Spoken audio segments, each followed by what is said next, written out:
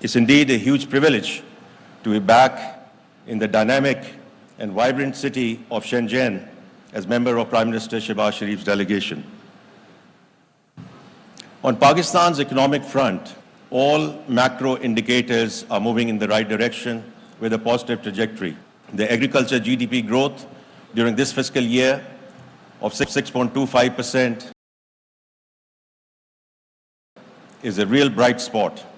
I'm sure LSM and services will follow. On the fiscal side, we have a primary surplus which shows both fiscal consolidation and fiscal discipline. On the current account side, remittances have held ground and the exports have moved up, not only in terms of our traditional sectors in terms of textiles, but agriculture on the back of bumper crops and information technology. And we'll keep on coming back to these two sectors, information technology and agriculture, because these are going to be real levers of growth as we go forward in Pakistan. Now, as a result of that, our current account deficit is going to be less than $1 billion during this fiscal year. Our currency has been stable over the last few months, both on the back of administrative measures, but equally importantly, the structural changes which have come through in terms of bringing the currency and the foreign exchange market more and more in a regulated environment so that we can reduce the level of speculation vis-a-vis our currency. Our FX reserves are now over $9 billion, which is close to 2 months of import cover.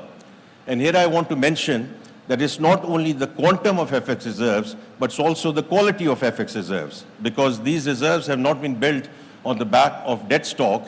This is State Bank of Pakistan, which is a central bank.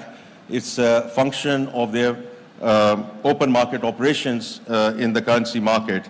So it's, from that perspective, it's a very stable FX reserves that we have as we go into the next fiscal year. Inflation, which was a real issue in Pakistan, it had peaked at about 38%, has come down to a little over 11% in May.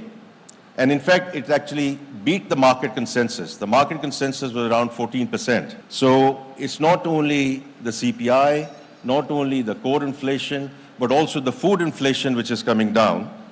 And while this is very much in the domain of the central bank, we do expect that the policy rate will start moving down in line with inflation, because we have now enough cushion in terms of the positive real interest rate that we need to maintain. So the interest rate regime in Pakistan, which has been an issue for a while, we should start seeing some relief on that front during the course of this calendar year. Now, markets have reacted positively. We have seen foreign buying coming in to the stock exchange.